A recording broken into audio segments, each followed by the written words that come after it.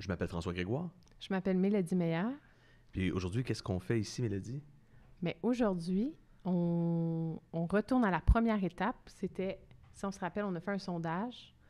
Puis, Au printemps dernier. Au printemps dernier, merci. Puis, lors du sondage, il y a 3 choses qu'on a réalisées. Les physios adorent leur profession. Les TFIS adorent leur profession. On a des insatisfactions et on a des questions. Et on voulait répondre à ces questions-là. Puis, on s'est dit que la meilleure façon, c'était d'interviewer ou de rencontrer des gens et leur poser les questions qu'on avait pour avancer plus. Donc, on vise à un meilleur futur, que les physios avancent de plus en plus, les TFIS avancent de plus en plus, puis pour ça, on s'est dit, pourquoi pas un podcast? Puis on a d'autres missions aussi, François. Bien, on voulait aussi, évidemment, on veut faire, comme tu dis, on veut aider, c'est noble, on veut faire avancer nos professions. Ceci étant dit, on veut aussi apprendre à connaître un petit peu plus les personnes qui sont derrière ces postes clés-là en physio, qui influencent notre quotidien, puis être capable d'aborder des enjeux là, qui sont importants, d'ailleurs basés entre autres sur les réponses qu'on a reçues là, dans le sondage Le Pouls de la physio.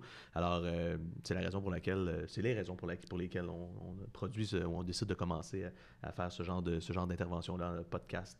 Alors, qui on reçoit aujourd'hui, Mélodie?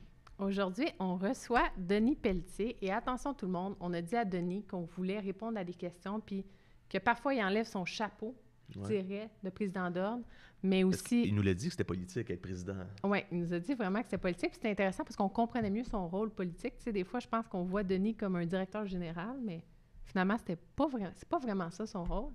Puis moi, j'ai adoré quand il a parlé d'innovation, puis technologie, puis où est-ce qu'on s'en va en physiothérapie. C'était vraiment quand même intéressant. Là. Denis, il think out the box. Oui, on aurait pu en parler longtemps d'ailleurs. Alors, on a essayé de faire quelque chose qui s'écoute bien en termes de temps, qui aborde plusieurs sujets, puis je suis pas mal sûr que vous allez apprécier. Exact. Et pour les passionnés, il y a un extra question. Donc, on ne sait pas quand on va le sortir, mais en tout cas, je dis ça. On a du matériel intéressant. C'est ça. Ça va avoir du fun. Bonne écoute. Bonne écoute.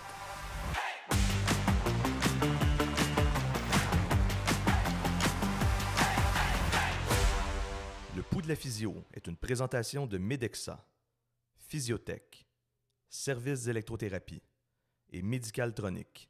Bonne écoute. C'est le fun, c'est notre premier podcast. Denis, c'est un plaisir de te recevoir comme premier invité. Puis en fait, on va discuter de physio ensemble. Denis, on demande à nos invités de choisir un endroit où on veut se rencontrer, puis tu as choisi d'être ici. Fait que dis-nous où est-ce qu'on est, puis dis-nous pourquoi tu as choisi d'être ici. Bon, bien, tout d'abord, je vous remercie d'avoir choisi ma candidature pour être le premier à m'exprimer devant ce podcast-là. Ça me fait grandement plaisir. D'ailleurs, je vous connais tous les deux quand même depuis un petit bout de temps. Il y en a même que j'ai appris à connaître sur les bancs d'université. Et donc, c'est avec plaisir que je vais me prêter à l'exercice aujourd'hui. J'ai choisi l'ordre parce que l'ordre est probablement un lien commun avec l'ensemble des gens qui exercent, qui professent la physiothérapie au Québec. On sait que l'ordre, c'est un incontournable dans la vie professionnelle de toute personne qui, au Québec, pratique la physiothérapie, parce que pour avoir le droit de pratiquer, ça prend un permis, et ce permis-là, c'est l'ordre qui l'émet. Et une fois que le permis est émis, on continue d'accompagner le membre tout au cours de sa carrière, parce qu'on doit faire des inspections professionnelles, on doit au besoin faire des enquêtes quand c'est nécessaire. On parle de toute l'administration, de la formation continue, des nombreux règlements de l'ordre. Alors, ça me semblait la place la plus appropriée pour faire cette rencontre-là. Puis, le contexte aussi est peut-être plus feutré. Ça nous permet de plus facilement faire cette discussion-là. Donc, voilà ce qui m'a amené à vous inviter à venir ici. Bon, ça nous fait plaisir. Puis, Mélodie... Dans ce podcast-là, on veut apprendre à vous connaître personnellement. Donc, Denis Lycée, on veut savoir du punch. On veut connaître Denis dans sa vie plus personnelle. C'est pourquoi on aimerait connaître ton amour du baseball. Ah, bon, bien ça, je peux le faire. Oups. Bon. Alors, mon amour du baseball, c'est par extension mon amour pour le sport en général, parce que j'ai, oui, un amour pour le baseball, parce que c'est un sport qui me représente bien en termes de personnalité. C'est un sport qui a des moments qui peuvent être parfois de réflexion, d'analyse, de pensée, mais c'est un sport aussi où quand l'action se déroule, ça se fait rapidement, ça se fait de façon intense. Puis, c'est un sport aussi qui a une panoplie de règlements puis de règles et tout ça qui définit un petit peu ma personnalité aussi, parce que je suis quelqu'un de très analytique. Fait que c'est un peu peut-être pour ça que le baseball me plaît beaucoup, mais il y a plusieurs autres sports qui me plaisent énormément. Et le sport en général, ça a probablement été un des facteurs les plus importants dans ma vie et dans ma carrière aussi, parce que toute la discipline que l'on développe, parce que j'ai fait aussi du sport, donc toute la discipline que l'on développe pour s'entraîner, pour performer, pour réussir, pour gagner, parce que il y a des gens qui aiment gagner, des gens qui aiment pas perdre. Moi, je suis dans les deux cas. J'aime gagner et j'aime pas perdre. Par contre, je suis un bon joueur, je suis capable d'accepter des défaites, mais ça fait partie de ma personnalité. Alors, ça va avec ce sport-là beaucoup, le baseball. Puis, parlant de ta personnalité, mettons, si tu pourrais te décrire, là, je ne sais pas si tu as fait des tests de personnalité, si il y a certaines caractéristiques qui démarquent les autres personnes en général? Je pense que je suis une personne assez moyenne dans l'ensemble. Je ne pense pas avoir de caractéristiques. La seule chose qui me distingue de peut-être la moyenne, c'est que je vais travailler plus que la moyenne pour être capable de demeurer dans cette moyenne-là. Dans le fond, je ne suis pas quelqu'un qui, spontanément, avait beaucoup de facilité naturelle à l'école. Moi, il fallait que je travaille fort pour réussir. Et cette capacité-là de travailler fort, de travailler longtemps, d'être persistant, d'être persévérant, ça, c'est clair que c'est quelque chose qui m'avantage. Puis, ça s'accompagne aussi de la capacité d'écouter les autres. Moi, j'ai appris énormément en étant capable d'écouter ce que les autres avaient à dire, comment les autres pouvaient aussi faire valoir leur point de vue et faire progresser des idées, parce que c'est vraiment quelque chose d'important, ça, quand on est capable de s'inspirer de ce que des gens qui ont bien réussi font, parce qu'après ça, on devient rapidement meilleur, mais il faut être capable à la fois de s'inspirer de ces gens-là, mais de trouver aussi notre propre voie. Fait que c'est probablement ce qui me définirait assez bien, là. Mélodie, Ben là... qu'est-ce qu'on boit?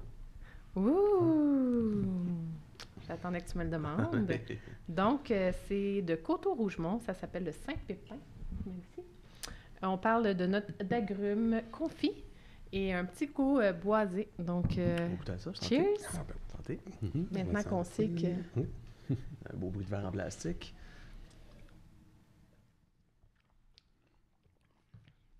C'est parfait pour le premier podcast. Et voilà. Denis, pourquoi tu es devenu président de l'Ordre? De 2008 à 2014, j'ai siégé sur le conseil d'administration de l'Ordre. On apprend, bien évidemment, l'Ordre a toujours fait partie de mes centres d'intérêt à travers les années. J'ai participé à des comités, j'ai été sur différents groupes de travail, puis on développe tranquillement ce plaisir-là de comprendre les choses et d'essayer d'amener la profession plus loin. Quand j'ai commencé à exercer la physiothérapie, l'accès direct n'existait pas, c'est que j'ai pu voir apparaître tous ces changements-là. Alors, de 2008 à 2014, j'ai eu l'opportunité d'être sur le conseil d'administration, puis je voyais comment les choses se développaient, je voyais comment les décisions étaient prises, je voyais aussi comment les gens autour de la table orientait les réflexions pour en arriver à une finalité qui ne me convenait pas. Il y a des choix qui étaient faits, qui étaient tout à fait légitimes, mais qui ne représentaient pas ce que je considérais comme étant la meilleure perspective d'avenir pour la physiothérapie. Alors, as-tu un exemple? Oui, comme quoi, mettons? Il pourrait y en avoir plusieurs. Quelque chose qui nous a marqué, peut-être? Les deux plus punchés. Les deux plus punchés. OK. Prenons l'exemple des pratiques avancées. Je trouvais que la façon dont on s'y prenait pour faire progresser les champs d'exercice de la physiothérapie, qui étaient quand même des champs qui étaient bien, je dirais, implantés sur le terrain, mais peu connus, n'avait pas suffisamment de réverbération à l'intérieur de la communauté de pratique. Alors ça, je trouvais qu'on était beaucoup trop timide, qu'on ne poussait pas assez fort là-dessus, puis c'est pour ça que c'était un des champs un des chantiers, j'appelais ça des chantiers, en 2014 quand je me suis présenté. L'autre chose aussi que je trouvais qui était peut-être un peu hésitant, c'était la façon dont on était incapable de pousser l'exercice de la profession des technologues en physiothérapie, ce qu'on appelle des technologues en physiothérapie aujourd'hui. Alors, à l'époque, les thérapeutes en réadaptation physique, je parle en 2014, premièrement, le nom du programme d'études était pratiquement inconnu des gens. On disait, j'étudie en technique de réadaptation physique. Les gens ne savaient pas c'était quoi. Ils pratiquaient comme thérapeute en réadaptation physique. Puis on le sait aujourd'hui, on a fait un sondage, puis moins de 1% des gens savaient ce que c'était un thérapeute en réadaptation physique. Le programme n'avait pas été révisé depuis 1997 et le règlement 94e limitait l'expression ou le potentiel complet des technologues en physiothérapie. Alors, quand je suis arrivé à l'ordre en 2014, ces 4 choses-là ont été d'emblée une source de préoccupation. Et puis aujourd'hui, je suis content, c'est terminé. Et on a réussi à changer le nom du programme, de changer le nom du professionnel, de moderniser le 94e et de faire une révision du programme de techniques de physiothérapie. Donc, ce changement de nom-là est beaucoup plus éloquent. Et c'est difficile quand tu exerces une profession et qu'à la simple évocation de ton titre professionnel ou du nom du programme d'études, les gens sont incapables de te situer dans un domaine de pratique. Fait que pour ces raisons-là, c'est 2 exemples. Je pourrais continuer comme ça parce qu'il y en a plusieurs autres, mais c'est 2 exemples de choses qui, à mon avis, nécessitaient un coup de barre. Puis, la maturité que j'avais acquise durant les 6 années sur le conseil d'administration me permettait de dire, OK, moi, je suis prêt à aller de l'avant, puis postuler pour le poste de présidence, parce que c'est un poste sélectif, hein, alors c'est pas un concours, là, c'est vraiment, il faut faire valoir ses idées. Et puis, ça s'est très, très bien déroulé. Puis en fait, tu dis que c'était 6 ans sur le conseil d'administration, mais en fait, ça vient d'avant ça. Tu sais, tu as eu d'autres choses avant ça dans ta carrière qui t'ont permis là, d'arriver à te sentir prêt, là, j'imagine, pour prendre ce poste-là. Oui. On dit souvent, c'est pour moi qui ai inventé ça, mais Pasteur disait souvent que la chance sourit aux esprits préparés. C'est-à-dire que les gens chanceux, ce sont souvent des gens qui ont démontré beaucoup de curiosité, qui se sont informés, qui se sont tenus au courant, qui ont côtoyé des personnes intéressantes aussi, qui se sont peut-être mis le nez un peu partout, dans le fond. Puis là, l'opportunité se présente. Puis là, juste avant 2014, et avant même d'être sur le conseil d'administration, les gens m'approchaient en me disant « je te verrais, il me semble, de faire un petit bout sur tel comité ou sur le conseil d'administration. » Puis, il y a eu un mouvement assez important quand est venu le temps de l'élection à la présidence en 2014. Et puis, vraiment, je me sentais très appuyé par la communauté de pratique, la communauté de cliniciens en physiothérapie. Donc, fait que ça m'a mené là. Donc, certains pourraient dire il est chanceux, il est tombé à la bonne place au bon moment, mais à ce moment-là, je reprends les paroles de Pasteur en disant que c'est que la chance sourit aux esprits préparés. Alors, je crois que j'ai été préparé pour ça. Puis la chance s'est présentée. Et puis ça a donné ça. Puis c'est un rôle qui est quand même politique, dans le fond. C'est un rôle politique. La présidence d'un ordre, c'est pas un rôle opérationnel. En fait, moi, je suis le président du conseil d'administration de l'ordre. Alors, le travail d'un président d'un ordre, c'est pas un travail d'opération du courant sur le terrain. C'est une personne qui doit avoir une capacité de se projeter dans le temps par rapport à l'exercice de la physiothérapie contemporaine, 2021, 2022, 2023, et être capable de voir juste assez loin pour être capable de guider l'ordre dans la bonne direction, sans nécessairement être trop loin en avant, parce qu'à ce moment-là, on perd les gens qui doivent nous accompagner là-dedans, puis on risque plus de se tromper. Ce qui fait qu'il faut être juste à l'avant-plan, être capable de voir les tendances, être capable de voir où s'en va la profession, puis être capable de fédérer les gens derrière soi. Parce que si tu pars puis tu penses que tu as raison, tu te retrouves tout seul à un moment donné, tu dis ce qui sont les autres, c'est parce que tu as un problème, tu es allé trop vite ou tu n'as peut-être pas fait les bons choix. Donc, il faut être capable de fédérer les gens derrière nous et les amener à nous suivre. Mais pour ce faire, c'est pas un administrateur qui va faire ça au sens de l'administration. C'est de la gestion quotidienne. Ça prend vraiment... C'est un poste où la réflexion et l'analyse, puis en même temps, la capacité d'entrevoir les ouvertures se présente. Puis c'est pour ça que dans un poste comme celui-là, il faut être évidemment présent au bureau, mais surtout être présent dans tous les événements, les occasions, les congrès, pour savoir où s'en va la pratique de la physiothérapie. Puis durant l'ensemble des années que j'ai faites, j'ai été dans à peu près tous les événements auxquels on m'invitait là, quand c'était possible, parce que ça me donnait la chance de parler aux étudiants qui étaient en progression et qui s'en allaient accomplir compléter leur carrière, les enseignants, les professeurs d'université, de cégep qui guidaient ces étudiants-là dans le bon sens, puis en même temps aussi tous ceux qui exerçaient la pratique, que ce soit dans des congrès ou ailleurs, pour savoir vers quoi on s'en va, c'est quoi la physiothérapie de demain, puis dans 2 jours, puis dans 1 semaine, pour être capable de guider dans la bonne direction les personnes qui... sont ceux qui exercent sur le terrain, hein, parce que c'est eux autres, au final, qui font le travail. Mais là, quand tu parles de guider, c'est du leadership. Oui. est-ce que c'est naturel pour toi ou comment est-ce que tu as appris ça? Comment est-ce que tu te vois dans ce rôle-là? Est-ce que c'est quelque chose que... Ouais, comment est-ce que c'est devenu plus naturel pour toi ou est-ce que ça l'est même naturel?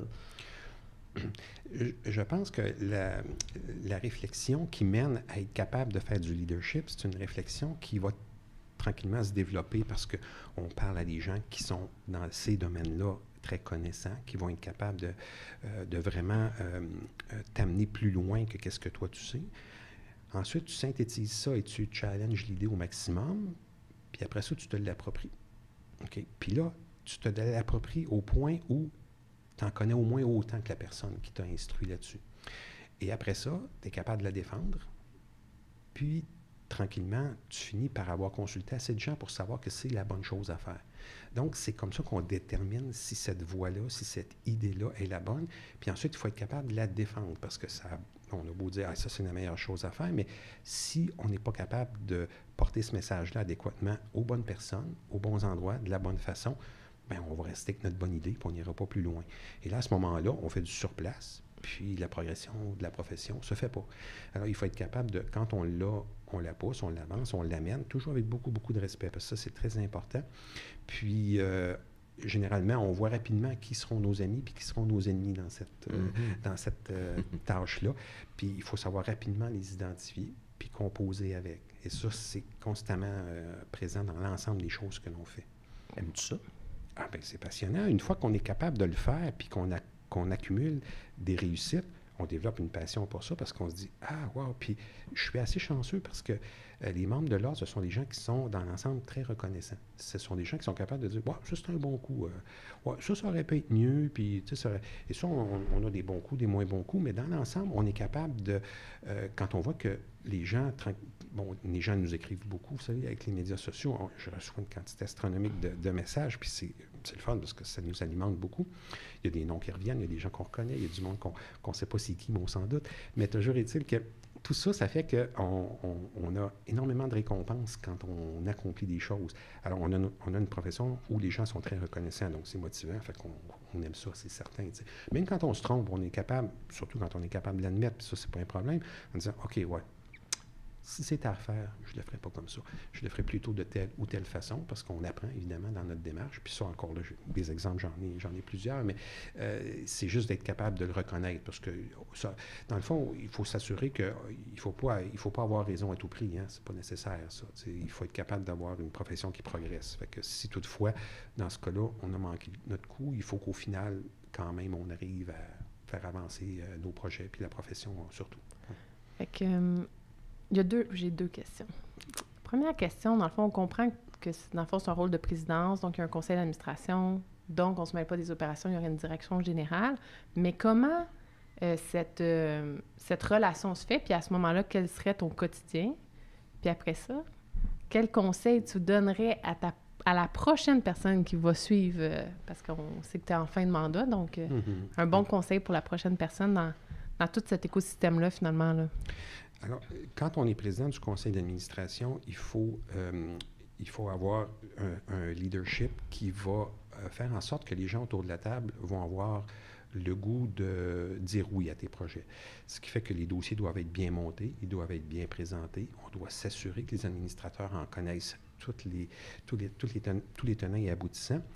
Et c'est pour ça que la façon dont je préside le conseil d'administration, c'est qu'on a à l'intérieur du conseil d'administration des comités de travail qui vont proposer des projets que je vais avoir suggérés très souvent. Ces projets-là sont développés, prennent une couleur qui accommode tout le monde, qui fait l'affaire aussi, parce qu'oublions pas qu'au final, c'est toujours la protection du public qui va dominer dans nos décisions. Le projet est amené au conseil d'administration et il est adopté. Alors, une fois qu'il est adopté, là, à ce moment-là, moi, je m'assure que la directrice générale, qui est merveilleuse en passant, Marie-France Salva, qui fait un travail remarquable, prend la commande qui lui a été transmise par le conseil d'administration et l'opérationnalise dans sa structure. Alors, les différentes directions sont mises à contribution et, de façon régulière, les directeurs et la directrice générale, surtout, vont témoigner de l'avancement des travaux qui ont été pris. Donc, il y a toujours une décision qui part du conseil d'administration qui s'opérationnalise. Et généralement, quand on a une belle complicité avec la directrice générale et qu'on est capable d'avoir des indicateurs, parce qu'on ne peut peut pas mesurer ou on ne peut pas évaluer, on ne peut pas suivre quelque chose qu'on ne peut pas mesurer. Hein? Alors, quand on peut mesurer les choses et quand on sait le niveau d'accomplissement qui est fait, bien, on est capable de voir si nos dossiers avancent, et c'est notre cas. Puis, il faut être capable d'avoir des mesures d'impact aussi, parce que c'est quoi le facteur d'impact d'une telle mesure qui est mise en place? Parce que si on pense aux radiographies ou si on pense à plein de choses, on peut mettre des choses en place, mais est-ce que ça s'est traduit sur le terrain par étant une amélioration de la condition de soins que les patients recevaient? C'est toujours au final là où il faut y arriver. Et ça, généralement, on est capable de le faire avec les outils qu'on a. Tu parlais, Denis, tantôt, tu as parlé de choses dont tu semblais fier là, d'avoir accompli, là, quand tu as parlé des premières choses que tu as adressées là, quand tu es rentré comme président à l'ordre au début, là, dans ton premier mandat. Mais il y a sûrement des choses que tu vas regretter de ne pas avoir eu la chance d'accomplir, ou tu dirais, bien, si j'avais un autre mandat, sur quoi est-ce qu'on travaillerait? Qu'est-ce qui n'a pas fonctionné? Qu'est-ce que tu aimerais pouvoir travailler, mais que tu n'auras pas la chance de faire, donc sans avoir nécessairement de regrets?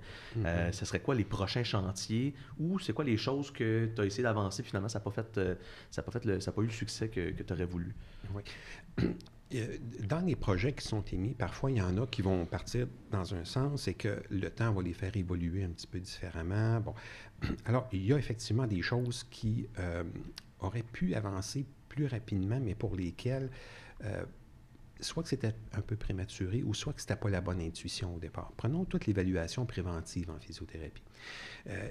J'étais convaincu qu'il y avait dans ça quelque chose à aller chercher pour l'exercice de notre profession dans une perspective préventive. Puis, on a mis ça en place des gens qui ont réfléchi à ça, qui ont travaillé là-dessus, qui ont développé des choses.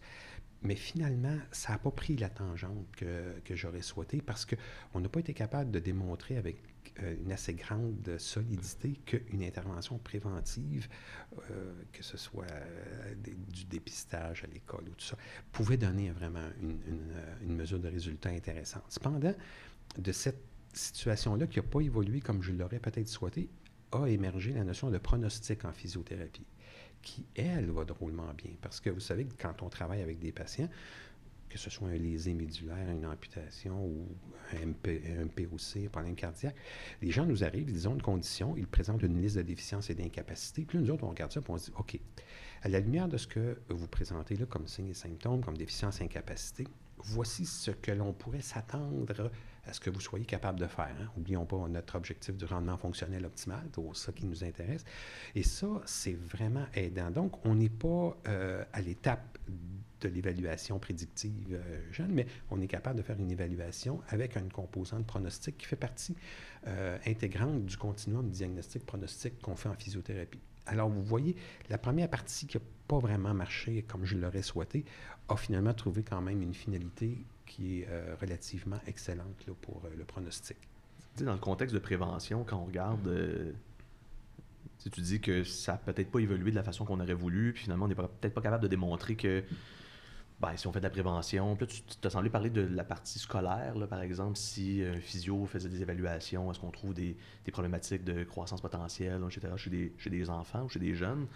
Est-ce que des fois, je pense qu'il y a des blind spots dans la recherche où est-ce qu'on pourrait se dire, juste le fait que, par exemple, un physio ou un technologue va à l'école, cette prévention-là, c'est aussi une reconnaissance de la profession, ce qui amène à une certaine protection du public plus tard, dans le contexte où la personne qui a une douleur au genou, par exemple, va consulter parce qu'elle connaît la profession.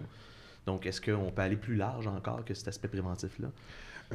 Oui, ça pourrait être le cas, mais à ce moment-là, ça deviendrait vrai pour à peu près l'ensemble du système professionnel.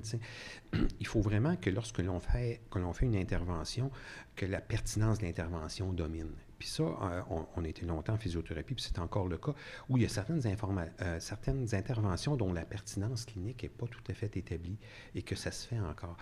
Je recule dans le temps, je me souviens qu'à une certaine époque, à toutes les fois qu'il y avait une prothèse totale de genou, on mettait le monde sur le CPM, puis on avait des mesures à atteindre à tel moment, puis tout ça.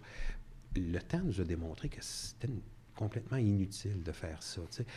L'état de la recherche à ce moment-là était quand même assez embryonnaire là-dessus, mais de voir comment, des fois, on forçait pour que la personne atteigne son 90 degrés, alors qu'on lui causait beaucoup plus de problèmes qu'on pouvait l'aider. Alors, la pertinence du geste n'avait pas été démontrée, puis ça a créé probablement pour certains des inconforts, puis peut-être même des douleurs bien ennuyeuses. Alors, aujourd'hui, quand je regarde ça, je me dis, essayons de prouver la pertinence de notre intervention pour la personne qui reçoit le soin. Puis après ça, on verra si ça vaut la peine de le généraliser ou de l'étendre. Mais je parlais plus des... Vous savez, il y avait une série de tests qu'on faisait, comme par exemple aller toucher nos doigts, en arrière du dos, tout ça. Bien, c'est prédictif d'à peu près rien. Là, c'est l'équivalent du FMS, là, par exemple. Par exemple, le FMS, c'est un bon exemple. Mais dans le fond, fait que ce qu'on comprend, puis la recherche en parle maintenant, c'est que l'évaluation préventive ne fonctionnerait pas, mais la prévention en soi, moi j'ai l'impression, puis peut-être que c'est personnel, que le physiothérapeute aurait sa place. Oui. Et d'ailleurs, il y a même le 39.4 dans le Code de déontologie qui prévoit cette approche-là de prévention. Alors, toute la prévention qui est pertinente, évidemment, là, est tout à fait correcte. Quand je parlais d'évaluation préventive ou prédictive, tantôt, c'était vraiment un format classique où on faisait venir les gens. Okay. Puis, si je recule dans le temps, moi, je me souviens quand j'étais... à l'école primaire, on nous faisait mettre en T-shirt, puis il y avait une infirmière qui regardait si on avait une scoliose. Ça faisait ça que tous les enfants, on était tous en ligne comme ça, en bédaine, ça regardait. Et puis, bon, il y en avait certains qui avaient une scoliose, mais des fois, c'était très, très mineur. Ça portait aucune conséquence pour la personne, mais bon, je ne sais pas si l'intervention avait vraiment un certain intérêt chez ces cas-là. Vous savez qu'en technique policière, jusqu'à peut-être une dizaine d'années de ça, toutes les candidates ou les candidats pour les techniques policières passaient une radiographie du rachis pour savoir s'il y avait une scoliose. Et des scolioses au-dessus de 7 degrés ou 11 degrés, là, je ne me souviens plus, c'était en dehors du programme de technique policière. Alors, vous voyez comment ces choses-là ont eu cours. Il y a des gens qui ont probablement passé à côté d'une superbe carrière et qui auraient adoré ça. Et puis, vous voyez, ce sont ces choses-là, moi, pour lesquelles maintenant, je suis très prudent. Puis, c'est pour ça que je vous disais que ça, j'ai pensé à un moment donné qu'on avait un filon intéressant là-dessus. Mais aujourd'hui, je me rends compte que c'est pas le cas. Mais au-delà de ça, dans le fond, là, durant ton mandat, est-ce que tu as l'impression qu'il y a certaines difficultés ou des mouvements que tu aurais voulu faire avancer ou des actions que tu aurais voulu faire avancer, mais soit le timing n'était pas là ou il y a eu des bâtons dans les roues finalement? Là. Est-ce que tu as un exemple de choses qui ont été plus difficiles à faire avancer pour des facteurs externes ou internes là, à l'OPPQ? Surtout des facteurs externes. À l'interne, je ne peux pas dire que... Oui, il y en a eu quelques-uns. Je pourrais peut-être donner un exemple aussi, mais ce sont des facteurs qui sont intrinsèques aussi à des organisations. Prenons par exemple les radiographies. En 2014-2015, je faisais des représentations auprès du Collège des médecins. Je leur disais, mais regardez, ce que la littérature nous dit, c'est que dans les conditions aiguës et traumatiques, on peut prescrire des radiographies avec le même taux d'efficacité qu'un médecin le fait si on utilise, par exemple, les critères de l'ACR. Alors, ça a pris plusieurs années avant d'atteindre un résultat qui, normalement, aurait dû se faire très rapidement parce que les évidences étaient toutes là. Mais toute la dimension politique, la capacité d'influencer les décideurs était présente. Et un des graves problèmes, à mon avis, du système professionnel, c'est le fait qu'à chaque fois que tu veux demander une capacité ou une autorisation pour faire quelque chose de plus que qu'est-ce que on peut faire ou qu'est-ce que l'on fait normalement, il faut constamment passer par le Collège des médecins. On ne passe pas par le gouvernement. Oui. Alors, ça vient de la loi médicale. Bien, en fait, on a des autorisations qui nous sont données. C'est un règlement d'autorisation pour faire une activité réservée aux médecins. Et les médecins ont toutes les activités. Okay? Même s'ils n'en ont jamais fait, ils l'ont pareil. Comme les aiguilles sur le derme, mettons? Par exemple, les aiguilles sur le derme. Alors, ce sont eux qui vont donner le règlement d'autorisation. Mais je dois dire qu'il y a eu quand même un grand changement dans les dernières années, et notamment, je pense au docteur Jean-Bernard Trudeau, qui a été une des personnes qui a été la plus ouverte que j'ai pu connaître là-dessus et qui a fait progresser ces dossiers-là. Mais si aujourd'hui, j'avais à faire la même démarche, je pense qu'on réussirait à faire ça dans d'un an et demi, 2 ans, très facilement. Ça a pris 4 à 5 ans à le réaliser auparavant parce que les esprits n'étaient pas prêts à ça. Il y avait encore trop de résistance. Mais quand on regarde le système de santé tel qu'il se comporte actuellement, avec la pandémie qu'on a eue, tout ça, les gens n'ont plus le choix maintenant. Là. Alors, ces barrières-là ont été vaincues, puis on est capable d'aller beaucoup plus rapidement à l'essentiel. Et ça, je pense que c'est un gain important. Donc, ça, c'est des barrières externes qui existaient. Elles sont de moins en moins présentes, mais elles sont encore là, notamment pour tout ce qui touche la dimension du remboursement des radiographies. Alors, c'est purement administratif comme problème. Il n'y a aucun coût de système impliqué. Ça ne coûte pas plus cher à la personne. S'il y a de quoi, ça va même coûter moins cher. Mais c'est un combat de tous les instants pour faire changer un tout petit détail dans à la RAMQ. Puis ça, c'est un non-sens parce que ça coûte plus cher aux citoyens, ça ne donne pas plus d'efficacité, puis au final, les parcours de soins sont prolongés à cause de ça. Alors que c'est un petit changement administratif très simple qui pourrait être fait. Ça serait-tu lié à un manque de reconnaissance, mettons? Ou à une suprématie, une hiérarchie entre les professions? Je dirais que c'est plutôt une question de pouvoir, oui. C'est des gens qui gèrent ça. Puis quand quelqu'un veut t'aider puis qu'il décide de faire avancer les choses, et le Collège des médecins du Québec a été excellent à ce chapitre-là, là, je veux le mentionner. Là. Parfois, ils ont des membres à l'intérieur qui sont moins aidants, mais il y en a plusieurs qui sont excessivement aidants et vraiment là-dessus, c'est merveilleux. Mais c'est énormément complexe. J'écoutais le premier ministre Legault il n'y a pas longtemps dire: vous savez, là, j'ai un chèque ici là, de je sais pas combien de millions de dollars pour créer tant de places dans les garderies. Là. Je pourrais faire ça de même. Regardez, je suis là. Mais il dit, il faut que je fasse 17 étapes avant de me rendre jusque-là. Mais là, on parle probablement de la personne la plus importante au Québec, qui a le plus d'influence, là, tu sais.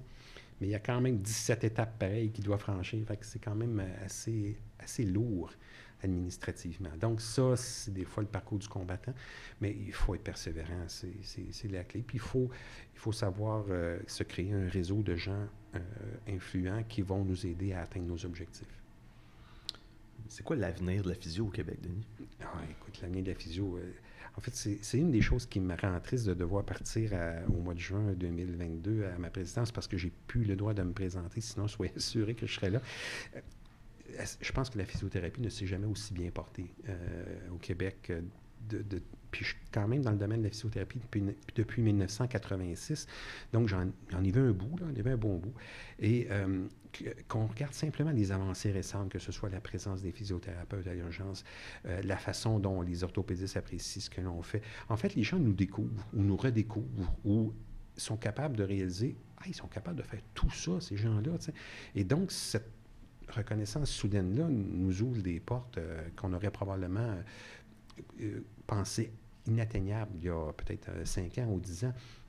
Il y a une très belle complicité avec les professeurs qui font de la recherche au niveau universitaire. Je pense qu'on a l'exemple récent avec les travaux de Québert, Rose Gagnon pour l'urgence. C'est merveilleux parce que c'est ces travaux-là qui ouvrent les portes. Et il y a une belle réceptivité de la communauté médicale, notamment les urgentologues, les médecins. Ils se disent, mon Dieu, on ne peut plus se permettre en 2022, 2021, 2022 de se priver de ça. Donc, la physiothérapie s'est jamais aussi bien portée. Puis, au moment où on est, la seule chose qui limite, en fait, la capacité de la physiothérapie de se développer, c'est le manque de main-d'œuvre. Les universités produisent quand même. On est passé de 3 programmes universitaires à 5 programmes universitaires depuis 2000, 5 cégeps à 8 cégeps pour offrir le programme de technique de physiothérapie. Puis je suis pas mal convaincu que les programmes pourraient augmenter, mais le problème principal, le nœud du problème, c'est le manque de place en stage. Parce que l'université, quelle que soit l'université, serait probablement prête à faire les travaux pour accueillir plus d'étudiants. Mais encore faut-il de retrouver des milieux de stage, parce qu'autrement, ils ne pourront pas compléter leur formation. Puis c'est là que le problème semble le plus criant. Tu nous amènes sur l'attrition, hein, Denis. Oui. Tu sais, puis... Ton sujet préféré? Oui, ben c'est un sujet important parce qu'effectivement, ce que tu dis, c'est que c'est... Puis je pense que moi, je suis d'accord avec toi, là. Il manque de monde partout, mais tu sais, quand on regarde des programmes comme, par exemple, il y a 2 ans, à l'Université de Montréal, où c'est à peu près 50% des finissants qui ont gradué, c'est 50% des étudiants qui ont fini, l'autre 50% sont partis en cours de programme. On connaît là, à peu près combien d'années les physios restent sur le marché du travail, membres de l'ordre, donc qui pratiquent comme technologue ou physiothérapeute. Pourquoi? Si la physio va bien, c'est quoi qui se passe de ce côté-là? Il faut regarder plusieurs... C'est comme n'importe quoi, il y a toujours plusieurs paramètres à regarder. Bon, tout d'abord, entre 2000 et 2020, il faut savoir qu'il y a 44% plus de physiothérapeutes inscrits au tableau des membres. Depuis 2010, parce que les technologues en physiothérapie sont plus nouvellement à l'ordre, bon, donc de 2010 à 2020, il y a eu une augmentation de 21% de technologues en physiothérapie. Donc, les effectifs ont augmenté, OK, de façon nette dans les 2 cas. Cependant, le professionnel en exercice travaille pour à peu près une durée d'environ 10 ans. C'est ce qu'on a comme données. Et l'autre chose que l'on remarque aussi, c'est que ces gens-là vont parfois simplement bifurquer et être plus présents dans le secteur de l'administration, de la gestion. Auparavant, on était nulle part là-dedans. Donc, si on embrasse des secteurs comme la gestion de l'administration, ben, on développe un certain pouvoir d'influence à l'intérieur des établissements. Si on regarde comment les pratiques se sont diversifiées en physiothérapie, en 2000, si je vous dis aujourd'hui qu'il y a plus de 500 membres de l'ordre, physiothérapeutes, qui ont coché, qui font de la rééducation périnéale et pelvienne, alors qu'on en avait peut-être une poignée en l'an 2000. Donc, il y a des champs de pratique qu'on n'occupait pas avant, mais là, on est rendu qu'on en a 500 membres qui en font ça. Mais quand ils font ça, ils ne faisaient pas les choses qu'on faisait avant. Même chose pour la rééducation vestibulaire, même chose pour la douleur chronique. Donc, c'est l'étendue des qualités que l'on a comme professionnels fait que nos services sont grandement appréciés, font que nos services sont grandement requis. Alors, la demande augmente à une vitesse folle, alors que l'offre, même si elle augmente, elle ne réussit pas à suivre le rythme d'augmentation. Donc, mais elle se maintient quand même, si on regarde les statistiques. C'est quoi l'augmentation, dans le fond, annuelle de physiothérapeutes au Québec? Annuelle, je ne pourrais pas le dire. Sur une base de 10 ans, on parle d'à peu près 20 d'augmentation sur des cycles de 10 ans. Donc, 2 par année. C'est comme l'inflation, ça, dans le fond. Là. Ça ressemble à l'inflation. Ça dépend pas cette année. Mais tu sais, Denis, mettons, si on revient au programme d'études, tu perds de la moitié de tes étudiants sur un programme de 4 ans, 4 ans et demi. Est-ce qu'on compare avec d'autres programmes? Est-ce que c'est normal? Comment est-ce qu'on se pose la question sur pourquoi est-ce que ça se produit? Puis on dirait que ça semble être pire depuis le bac maîtrise.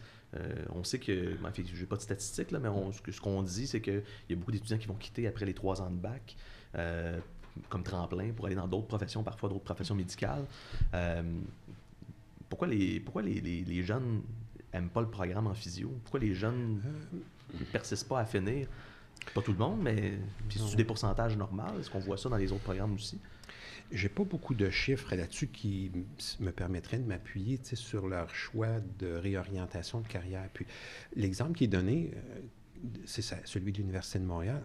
C'est plus l'exception que la règle, oui, quand même. Évidemment. C'est bon.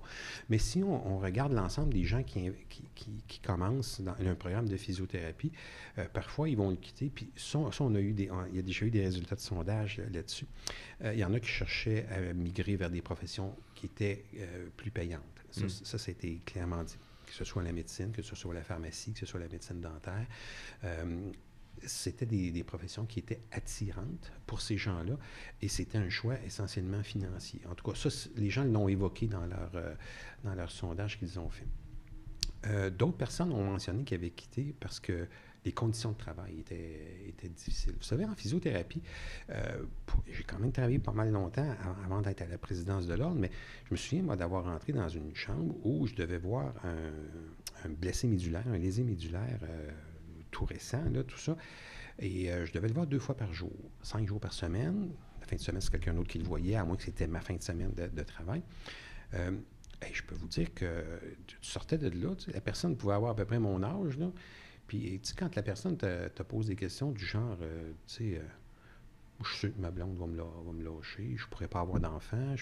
Mais là, la première fois, tu dis, oh, ouais, ça va être une bonne semaine. Mais c'est parce que c'est 2 fois par jour, puis c'est 5 jours par semaine. Puis, c'est un travail qui est très exigeant. Alors, le chirurgien qui l'a opéré, lui, OK, il l'a vu rentrer, probablement qu'il était en sédation. Puis quand il est sorti, il était probablement en sédation. Puis il a peut-être passé 15 minutes avec dans tout son parcours. Puis il dit, écoute, je t'ai stabilisé ça, je t'ai mis des tiges avec des vis, ça ne bougera jamais, cette affaire-là, crains pas. Bye. Le neurologue va faire son tour. Mais nous autres, c'est 2 fois par jour. Hein? Puis des fois, c'est 45 minutes, 1 heure. Alors, il y a ça que les gens évoquaient aussi en disant que la charge mentale du travail est très dure. Hein? Vous l'avez constaté, vous êtes des cliniciens. L'aspect relationnel. L'aspect relationnel, oui. Puis les personnes, quand tu passes 30 minutes, 1 heure avec une personne, on finit rapidement par aller dans des discussions un petit peu plus intimes aussi. Hein. On reste superficiel, on reste professionnel, on fait attention, tout ça, mais inévitablement, il y a des choses que l'on constate. Puis j'ai encore des exemples en tête. Moi, je revenais le soir, là, puis je trouve ça pénible. Là, mais est-ce qu'on n'est pas formé non plus? Dans le sens, les psychologues, c'est leur job, puis ils s'épuisent, mais pas tant que ça. Mais nous, on est zéro formé à ça, d'une part. Peut-être aussi. Puis pourquoi? Est-ce qu'on travaille autant que des gens, que les psychologues, justement? Oui. En fait, c'est que le contexte... Je pense, par exemple. Oui, peut-être. Ou pas? Je le souhaite. En tout cas, il faut dire que l'enseignement qui m'a été donné, j'ai terminé en 91 à l'Université d'Ottawa, ce qui fait qu'à ce moment-là, on en parlait peu ou pas. T'sais. Mais peut-être qu'aujourd'hui, les programmes ont été ajustés en conséquence. Mais ce que je tiens à dire, c'est que c'est une profession dont l'exercice est quand même assez demandante puis assez exigeante là, du point de vue mental et aussi du point de vue physique. Hein. Il y en a plusieurs bon, ceux qui étaient des fervents de la thérapie manuelle, à un moment donné, ils se retrouvaient qu'il n'y avait quasiment plus de main parce qu'il y avait mal au pouce, puis tout ça, ou qui faisaient d'autres techniques. Mais c'est quand même... c'est ça, ils vont faire d'autres cours.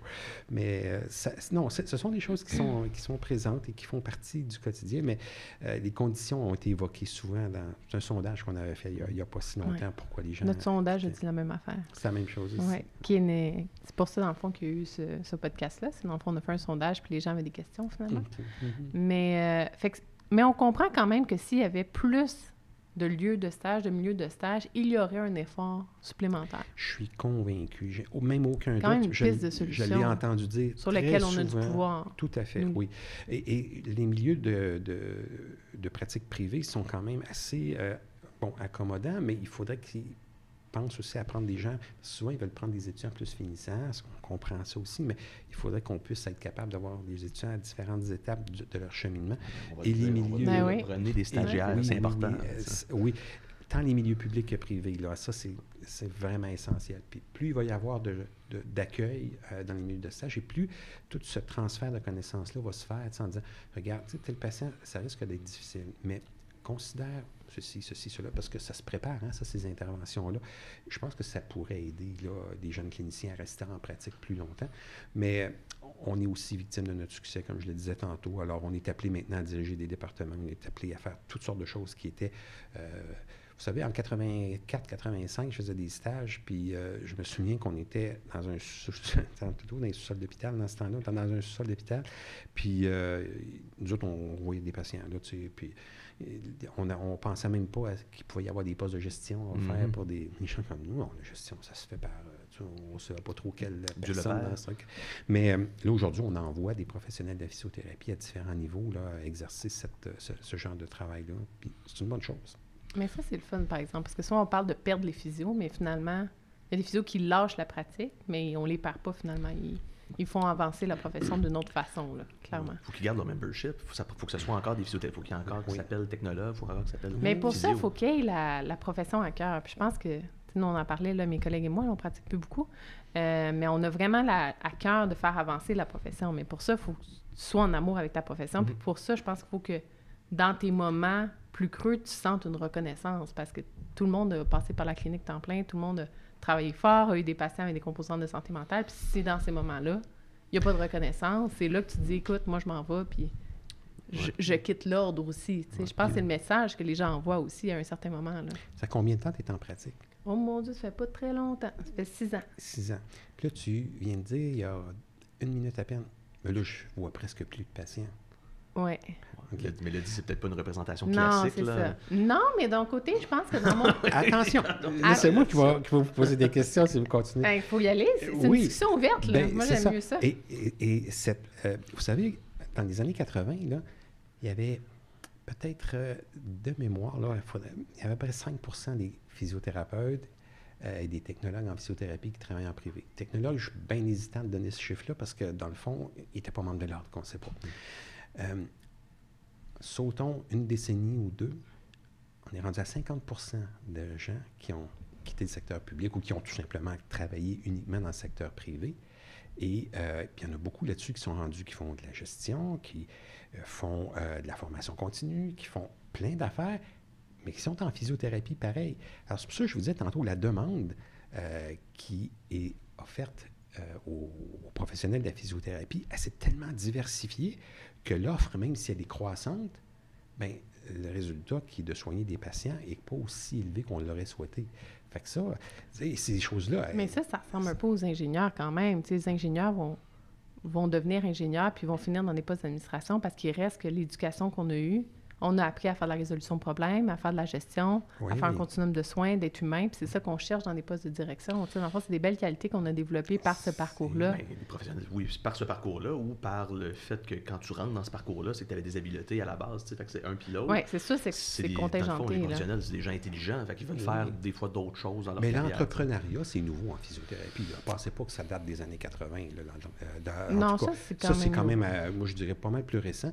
Et l'accès direct a fait en sorte que, je me souviens, en 90, 91, quand c'est arrivé, là, l'accès direct s'est concrétisé. Là, il y avait une clinique qui rouvrait. Je vais vous donner l'exemple de Sherbrooke. Là, j'étais à Sherbrooke. Il y avait une deuxième clinique qui ouvrait. Ça y est, il y en a une des deux qui va fermer. Ils vont faire faillite. Ils ne peuvent pas... Je veux dire, on n'a plus assez de doigts là, pour les compter à Sherbrooke. Là, les nombres de cliniques qu'il y a. On pourrait faire le même exercice à Montréal. Je regarde que ce soit les bannières là, qui sont... mon Dieu, ça prolifère. Il y a énormément de besoins pour ces services-là. Alors, que ce soit l'entrepreneuriat, que ce soit le désir d'aller vers des postes de gestion, que ce soit le désir de faire autre chose que de traiter des patients aussi, ça existe. Vous savez. Ça fait longtemps ça, que ce modèle-là, ça existe dans le domaine de la médecine parce qu'ils ont, depuis longtemps, investi des milieux de pouvoir, des milieux politiques, les milieux de décision. C'est parfait pour la profession. C'est une vieille profession, c'est ça aussi. Là. C'est une vieille profession aussi, mais c'est une profession masculine. Et puis, les professions masculines... Oh, ça, c'est punché, là. Ben oui. En fait, trompez-vous pas. Là, quand vous regardez, là, parce qu'on parle de vieilles professions, que ce soit la Chambre des notaires, que ce soit le barreau, que ce soit, si vous prenez dans le domaine de la santé, les médecins. Médecins, c'était très, mais très, très masculin. Les ingénieurs, les femmes, tu voyais arriver une femme, c'était le phénomène dans la pièce quand tu avais une réunion d'ingénieurs. Tout ça pour vous dire que c'était excessivement orienté... masculin. Là, alors, les milieux de pouvoir étaient là, étaient occupés par ces gens-là, puis ils ont fait ce qu'il fallait pour développer au maximum ces choses-là. Mais là, il faut faire attention. Là, la façon que c'est dit, il y a deux interprétations possibles. Bon. Donc, je suis la femme dans la pièce, je vais poser la question. Oui. Est-ce que c'est parce que les hommes avaient le pouvoir puis ne cédaient pas le pouvoir, puis que c'est des professions masculines, ou c'est que les femmes, dans leur profession féminine, ne faisaient pas avancer assez la profession? Non, les hommes ont été un des freins majeurs à l'émancipation féminine. La première femme dans une faculté de médecine, je pense à Montréal, elle n'avait pas le droit de suivre les cours qui touchaient l'anatomie masculine de la région du pelvienne. Ça n'a aucun sens. C'était longtemps, mais c'était vrai dans toutes les sphères de la société. Les femmes ont été gardées à l'écart de façon très incorrecte là, par des gens, des hommes, effectivement, qui avaient ce désir-là de vouloir contrôler. Donc, quand vous me dites qu'en physiothérapie, c'était une profession féminine, il faut me dire qu'on était... D'ailleurs, l'équité salariale l'a démontré, les femmes étaient toujours moins payées que les hommes, puis ça a été une réalité pendant bien des années, puis là, ça commence à être corrigé, mais il y a encore bien du travail à faire. Alors, même si les femmes essayaient de prendre leur place, ils ne leur faisaient pas la vie facile. Là. Mais il faut aussi plus d'exemples féminins dans des situations de pouvoir, parce que même en physiothérapie, c'est plate, mais si on regarde les postes de direction, il y a plus d'hommes que de femmes encore, un petit peu, là. Oui, bien, ça, je ne sais pas au niveau des cliniques, parce que là, on parle du secteur privé plus, parce qu'à l'hôpital, c'est quand même assez féminin, là, au niveau hospitalier. Ça, l'expérience que j'ai me démontre ça. Dans le secteur privé, je ne suis pas capable d'arriver avec des choses qui sont arrêtées, mais c'est que l'idée qu'on dit là, c'est que ça part au départ de la présence très nombreuse des hommes dans ces secteurs de pouvoir-là qui ont fait en sorte se sont gâtés. Là, puis, vous savez, je n'apprends rien à personne en disant non, ça. Là, je voulais juste être sûr qu'on ait bien interprété ton énoncé. Je pense que c'est ça qui m'inquiétait. Mais il y a un mélange de plusieurs facteurs qui expliquent cette réalité-là. Là, non, c'est sûr. La femme, ça fait pas 1000 ans qu'elle est sur le marché du travail non plus. Donc, puis même quand elle voulait l'être, il ne faisait pas la vie facile. Non, c'est ça. Bon, il y a l'influence du clergé au Québec, puis pas juste au Québec, là, mais bon, on pourrait en parler longtemps. Oui, là, c'est ça. Ouais, mais là, si on s'en va vers le futur, là, on parle de physiothérapie, on avance, c'est un bon moment. Il y a les technologies qui sont quand même plus accessibles, là, qu'on ne voit pas encore en physiothérapie, mais il y a des beaux exemples quand même. Mm-hmm. On s'en va où? Au Québec en physiothérapie, puis la physiothérapie la physiothérapie va être où, mettons, dans 10 ans? Oui. C'est certain que ce que j'entrevois, et je pense qu'on va avoir tout intérêt à s'y pencher très rapidement, c'est l'évolution excessivement rapide de l'intelligence artificielle. Et ça va nous amener à la personnalisation des soins et ça va nous amener à une efficacité qui n'aura probablement jamais été rencontrée dans l'histoire. À titre d'exemple, on va prendre une personne, on va avoir son phénotype, on va avoir son génotype, on va avoir sa lésion, on va avoir des caractéristiques reliées à la lésion, puis on va être capable d'établir, pour cette personne-là, voici le meilleur traitement à faire, et ça va être grandement conditionné par l'intelligence artificielle qui sera développée. Je peux vous donner un exemple de ce qui se fait déjà dans certains secteurs. Vous savez, pour ce qui est des problèmes de santé mentale, il y a quelqu'un qui a développé une application tout récente, je pense que c'est à l'Université McGill, pour choisir l'antidépresseur de première ligne à utiliser pour certains patients. Parce qu'apparemment que quand un patient se présente avec un tableau dépressif, avec une dépression, là, le médecin a un taux de succès de prescription de 40 % lors de sa première prescription. Parce que les antidépresseurs, puis je suis bien loin d'être un expert là-dedans, mais peuvent jouer sur différents neurotransmetteurs, peuvent jouer de façon synergique. Bon. Il y a des essais-erreurs au début. Là. Beaucoup d'essais-erreurs, ajustement de la dose. En médecine, il y a puis tout beaucoup ça. d'essais-erreurs. Dans le domaine de la santé aussi. Là. Dans l'humanité, il y a beaucoup d'essais-erreurs. Ouais. Mais cette application-là, qui mise sur l'intelligence artificielle, rentre une série d'informations propres à la personne. Et au final, on arrive et on dit, OK, le meilleur choix pour cette personne-là, c'est ça. Alors, ils l'ont testé et ils sont passés de 40 à 60 % donc de choix corrects de première intention chez les patients dépressifs. Bon, je crois fermement que ce modèle-là va être éventuellement appliqué à la physiothérapie pour des conditions pulmonaires, pour des conditions cardiaques, pour des conditions... Parce qu'oublions pas nos systèmes, hein, neuromusculo-squelettiques et cardio-respiratoires. On oublie des fois le cardio-respiratoire. Mais on va être capable avec ça de personnaliser les soins, personnaliser les traitements et s'assurer que le patient va avoir le meilleur soin qui soit dans son épisode de soins. Alors, l'essai-erreur va avoir de moins en moins de place. La personnalisation des traitements et tout le volet de la préhabilitation, c'est l'autre. Dans 10 ans, à mon avis, c'est ces trois choses-là qui vont dominer la place. La préhabilitation, c'est la capacité de faire tout ce qu'il faut avant la survenue de la chirurgie ou de l'intervention à venir pour préparer le patient à une meilleure éducation après. Fait que c'est un peu ce que je pense qu'il va arriver. À partir du moment où, parce que là, tu évoques l'intelligence artificielle, puis ça fait penser à des trucs que j'ai lus là-dessus, puis que tu as lu toi aussi, Denis.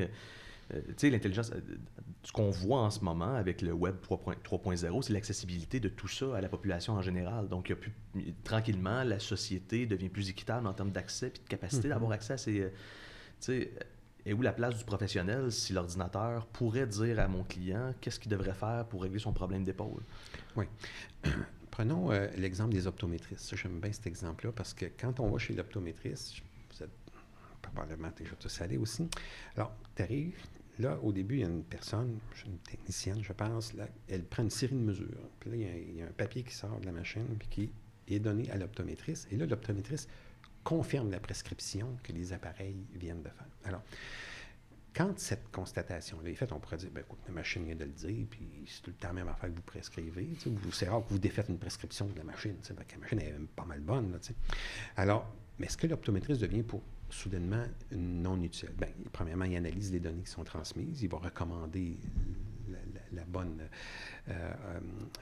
lunette, la bonne force, les ajustements. Il va prendre en considération, tu travailles beaucoup à l'ordinateur, pas de la distance. Donc, alors, il y a tout le jugement professionnel, il y a toute l'analyse qui doit se faire, puis l'impression clinique ou le diagnostic physiothérapique et le pronostic physiothérapique. Puis ça, la machine va nous aider à le faire, va nous aider à être plus précis, va nous aider à être plus pertinent, mais ne nous remplacera pas. Et il y a des choses qui pourraient éventuellement échapper, mais le niveau d'intervention va être, on va faire beaucoup moins d'erreurs. Vous savez, en Angleterre, dernièrement, il y a un logiciel qui a été développé et ils ont fait une étude rétrospective. Ils ont pris, je ne sais pas combien de milliers de mammographies de femmes qui avaient été déjà analysées par un radiologue.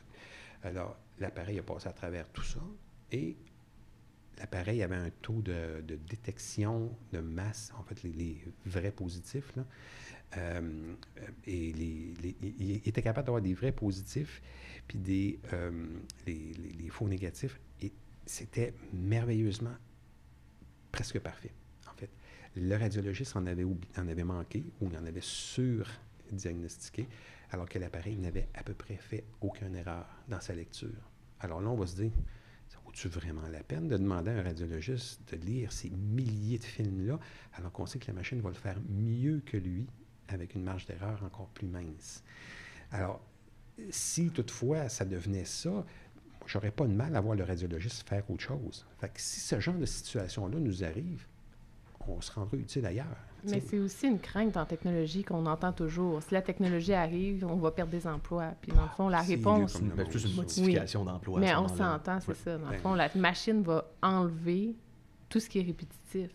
Mais l'automatisation des processus, c'est C'est la première étape avant le AI, de toute façon. Là. La réalité, c'est que la technologie amène d'autres problèmes qu'on connaît même pas aujourd'hui. Alors, tu sais, quand on regarde c'est quoi les emplois d'avenir, ben, on réalise que des emplois où ça n'existe pas aujourd'hui, mais ça va exister dans le futur parce que la technologie va amener d'autres problèmes. Donc, c'est plus un déplacement.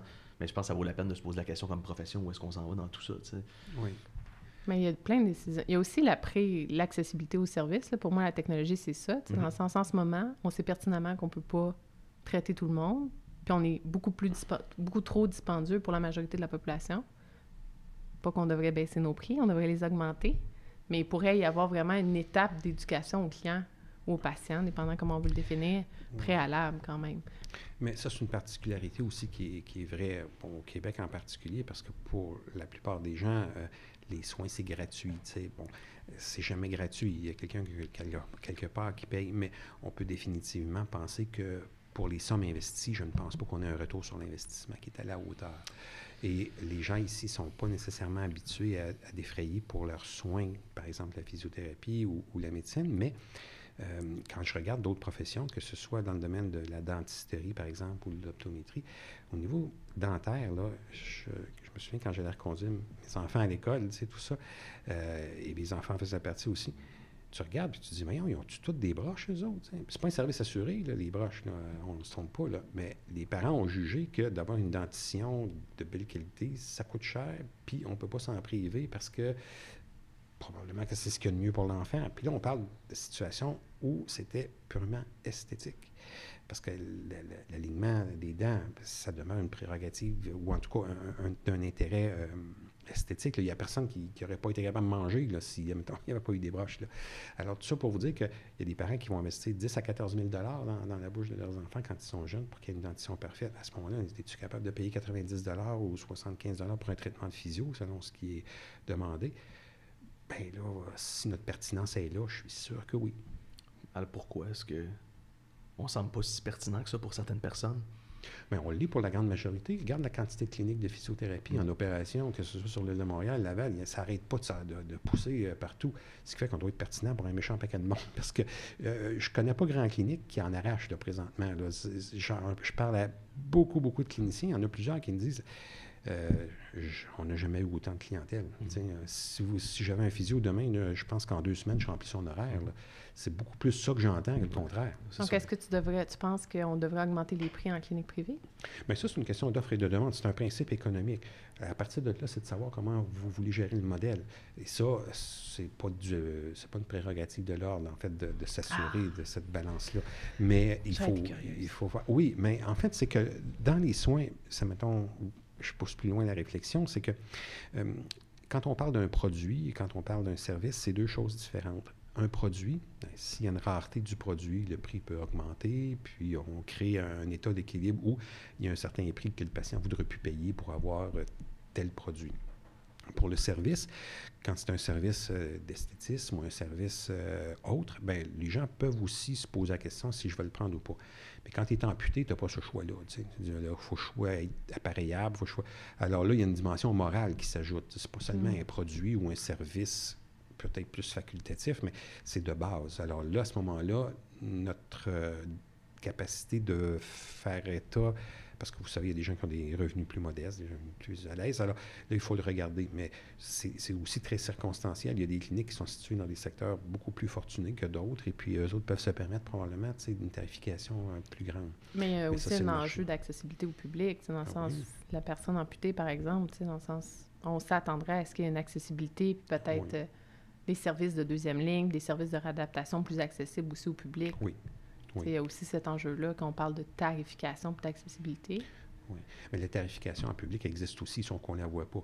Puis en privé, bien, il y a des gens, moi je me souviens d'avoir, quand je pratiquais, il y a des personnes qui préféraient avoir, pour les prothèses totales de hanche et de genoux, un service à domicile avec un physio qui pouvait venir à l'heure que le patient voulait, au moment que le patient voulait, puis parce qu'il y a ça aussi, puis c'est pas parce que le service qui était fourni par le CLSC ou autre n'était pas correct, mais cette personne-là voulait avoir un certain contrôle sur son agenda un peu plus, puis elle préférait le matin de bonne heure n'était pas tellement bonne, puis c'est sûr que le CLSC ne peut pas voir ses patients jusqu'à 70 heures, 2 heures l'après-midi, hein, vous comprendrez. Là.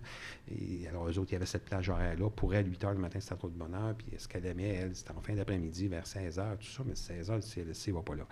Alors, Ils ont fini de travailler. Ben, peut-être que là, l'horaire est fini. Mais toujours est-il que la personne disait, ben moi, non. Mais à ce moment-là, c'est normal. C'est pour ça qu'il y a un service privé puis un service public. Exactement. Si le service public ne te répond pas, tu peux aller au privé. Mais ouais. si le service public ne répond pas assez à la demande, c'est aussi une problématique. Oui. Puis c'est le cas. Vous savez, il y a pas si longtemps, moi, quand j'étais clinicien à l'hôpital, on voyait des épicondylites à l'hôpital, en clinique externe. Aujourd'hui, on voit plus ça, là, c'est impensable.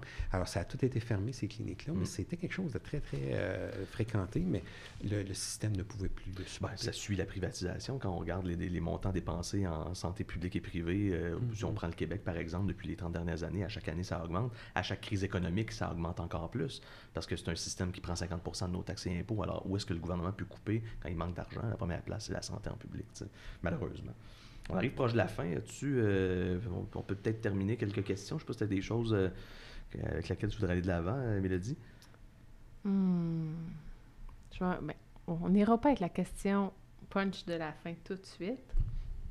Je pense que si tu avais un mot à dire aux physiothérapeutes pour le futur, c'est vraiment une ligne directrice, je dirais, mais comme avec plus de caractère, là. On enlève notre chapeau d'ordre, on prend le chapeau de Denis Pelletier, physiothérapeute, j'ai à cœur ma profession et je dis quelque chose qu'on veut faire résonner dans le cœur des gens. Qu'est-ce que tu dirais? Là, j'ai 3-4 affaires qui me viennent à l'esprit, mais je vais retenir la première qui m'est apparue, c'est soyez audacieux. Mais audacieux de façon pondérée, de façon modeste, de façon affirmée, et de façon, je dirais, qui va avec la culture d'un clinicien en physiothérapie, qui est plutôt posé, en tout cas pour ce que je souhaiterais. Alors, soyez audacieux avec modestie. On est rendu à ma question punch. OK. Quelque chose que tu n'as jamais dit publiquement qu'on ne sait pas sur Denis Pelletier. OK. Ça me fait penser à ce qu'on jasait avant d'entrer en ondes, tout ça. Alors, j'en ai un qui vient... Et je vais le dire, alors comme ça, je suis allergique de façon incroyable. Là, ça vient me chercher comme c'est pas possible. Tout le discours woke que l'on entend dans la société, qui est, à mon avis... qui manque tellement de nuances que l'on se perd. T'sais.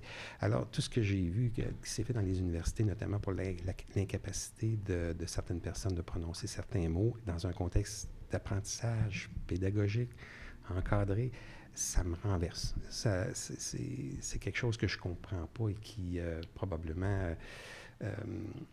que je n'ai jamais dit de toute manière, mais que là, j'ai dit parce que ça m'a frappé et ça m'a énormément déçu de voir cette mouvance-là s'établir, bien qu'il y ait des fondements intéressants à tout ça. Je ne peux pas concevoir que l'on ne puisse pas aborder de façon sérieuse certains thèmes simplement par le fait qu'on ne peut pas prononcer le mot en question. Fait que ça, c'est oui. Ça serait quoi l'alternative, dans le fond, là?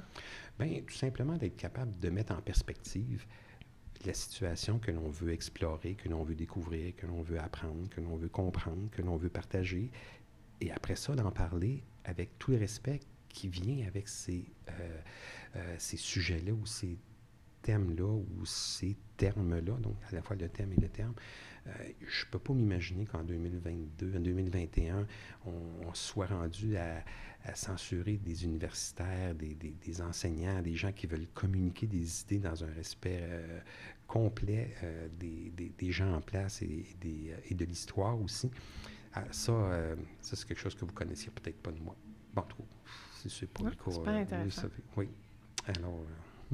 C'est plus le cancel culture, tout à fait. Donc, d'éliminer un pan de quelque chose qui a déjà existé juste parce que... Oui. Puis on le voit de plus en plus en physiothérapie. Et ça m'embête beaucoup. Ah oui, dans quoi ça, par exemple? On va le voir beaucoup, en ce qui me concerne, au Canada anglais. Je suis impliqué beaucoup au niveau de l'Alliance canadienne des organismes de réglementation. Je fais un travail bénévole, en passant, là, qu'on fait avec beaucoup de cœur et on le voit énormément, je trouve. Et mes collègues le partagent aussi. Sauf qu'ils n'auront peut-être pas... vous savez, mes collègues canadiens en lait sont plus réservés. Alors, il y a des choses qui se... Je ne pense pas qu'ils raconteraient ça là, dans un podcast comme ça. Mais c'est probablement ça, mes racines canadiennes-françaises qui me permettent de le faire avec un minimum d'assurance. Là, mais toujours est-il que je le vois un peu plus dans l'univers de la physiothérapie et ça, j'espère que ça va...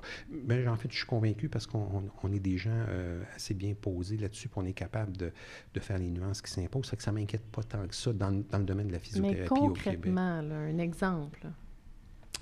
Un exemple. Je sais que, en fait, ces exemples-là ne sont pas tant que ça rencontrés ici. OK, je vais vous donner un exemple, mais je vais le prendre ici à ce moment-là. On a eu à travailler dernièrement sur... je m'implique beaucoup dans tout ce qui est le développement du référentiel de compétences pour la rééducation périnéale et pelvienne. Et quand on détermine quelles sont les choses qui doivent être faites, dans les soins qui sont accordés aux personnes qui sont là, moi, j'ai tenu à ce que l'on aborde tout le volet des gens qui subissaient des chirurgies transgenres, pas des chirurgies ou des interventions chez des personnes qui ont subi des mutilations génitales et tout ça. C'est quand même important parce qu'on fait ça en physiothérapie, hein, ceux qui font de la rééducation périnéale et pelvienne. Alors, pour moi, c'était important d'aborder ça dans le cadre des formation qui était à développer. Mais rapidement, quand j'en parlais ailleurs, « Oh non, non, Denis, tu peux pas, parle pas de ça comme ça. Là. Non, là, dis pas ça de telle manière. » Bien, c'est parce qu'il y a des femmes mutilées, c'était plus des femmes dans cet exemple-là. Il y a des gens qui subissent des chirurgies de transformation de sexe, et là, bien, ça implique ça. Oui, mais là, et là, il y avait comme une genre de « Attention, là, c'est trop touché, ça, là, dis pas tel mot, dis pas telle affaire. » Bien là, c'est parce que je veux soigner du monde. Là, je veux dire, et là, il y avait une frilosité que je ne comprenais pas parce que la thématique... Et là, il fallait tellement... écoutez, je ne revenais plus à un moment donné. Bien là, j'ai dit, c'est correct, là, on va créer un pattern, on va l'aseptiser, puis on va le rendre demain. Mais ça en est un exemple, ça, de cette situation que je trouvais particulière dans notre profession. Mais c'est un manque de connaissance, ça, parce que tous les sujets sont bons à aborder. Le problème, c'est qu'on n'a pas la connaissance de savoir comment bien l'aborder dans les bons mots. C'est ça la problématique en ce moment. Donc là, on va canceller certains mots, mais dans le fond, si on parle de mettons, de transgenres, par exemple, ou de femmes que finalement, ces femmes-là, mettons, n'ont plus d'utérus ou ont un utérus ou des choses comme ça, c'est juste d'adresser la bonne chose, la bonne descriptif pour la personne. Mais je pense que les gens sont tellement pas informés de comment utiliser le bon mot ou de peur parfois d'être raciste ou d'être homophobe ou quoi que ce soit, va ne plus parler du sujet. Mais c'est vraiment un manque d'éducation, finalement. Bien, c'est ce qui m'inquiète. Vois-tu, quand tu le décris bien, puis ce qui arrive aussi, c'est que l'idée initiale, quand elle a été mise, après ça, elle va être reprise sur les réseaux sociaux. Il y a des gens qui excellent dans l'anonymat sur les réseaux sociaux, ça c'est super. Et là, ils vont comme envahir tes boîtes de courriel ou des communications, puis derrière un paravent anonyme, ben ils te disent toutes sortes de choses. T'sais. Et ça, c'est malheureux parce que tu te dis, ben identifiez-vous, que je sache à qui je parle, comme ça va m'aider déjà beaucoup. Alors, et ça, c'est un autre coin. Mais je vous dirais, je ne le vois pas au Québec. En fait, je le vois très peu, sinon pas du tout. C'est nettement plus présent au Canada anglais. Et ça, je trouve ça dommage parce que la grande majorité ne sont pas comme ça, mais malheureusement... c'est quelque chose qu'on perçoit présentement. Mais de l'autre côté, si on regarde qu'est-ce qu'on faisait pas avant, dans le sens, je pense qu'il y a aussi ça, dans le sens, est-ce qu'à certains moments, on va être plus adéquat, mais on n'était vraiment pas adéquat au niveau de bien des choses, au niveau, autant, comme je disais, de la sexualité, au niveau du racisme parfois. Donc, peut-être que c'est une correction qui est trop forte, mais au moins, il y a une sensibilisation qui va se faire à un certain moment. Puis je pense qu'on est dans cette phase-là de sensibilisation qui va faire qu'à un certain moment, Il y a des gens qui étaient brimés qui ne le seront plus, par exemple. En tout cas, c'est l'impression que ça me donne. Mais ça sera un débat pour un autre podcast. Ah, peut-être une prochaine fois.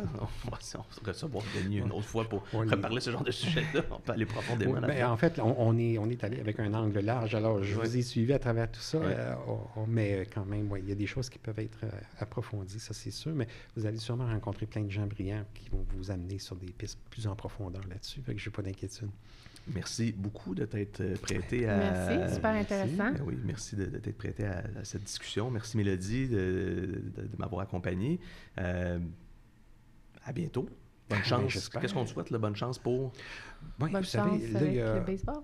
Oh oui, mais en fait, moi, mon attention, mon temps, mon cœur, bref, tous mes efforts vont être concentrés sur les 6 prochains mois parce que je termine en juin 2022 et je veux m'assurer vraiment que on fasse le maximum, il n'y aura pas de relâchement, soyez assurés, et bien préparer aussi la relève parce que il faut savoir arriver quelque part, mais il faut savoir bien partir aussi. Puis je veux m'assurer que quand viendra le temps de quitter, que les gens qui seront en place et qui devront prendre le relais le fassent avec beaucoup de compétences puis avec beaucoup de connaissances. Là. Alors, je vais m'attarder à ça. Puis après ça, c'est sûr que le restant... Le baseball faisait déjà partie de ma vie, fait que ça va continuer, mais c'est un beau passe-temps. Merci Denis. Merci, Denis. Merci tout le monde. Merci. Merci. Merci tout le monde de nous avoir écoutés. On tient à remercier nos commanditaires sans qui ce ne serait pas possible d'avoir produit le podcast aujourd'hui. Et on souhaite vous encourager à venir communiquer avec nous sur les réseaux sociaux, soit sur le groupe Physio Tes Fils du Québec ou sur nos pages personnelles Mélo Meilleur et... Moi, c'est Frankie Physio sur Instagram ou sur Facebook. Exact. Et j'ai entendu que Denis aimait jaser aussi sur les réseaux sociaux, donc n'hésitez pas à lui écrire. Merci.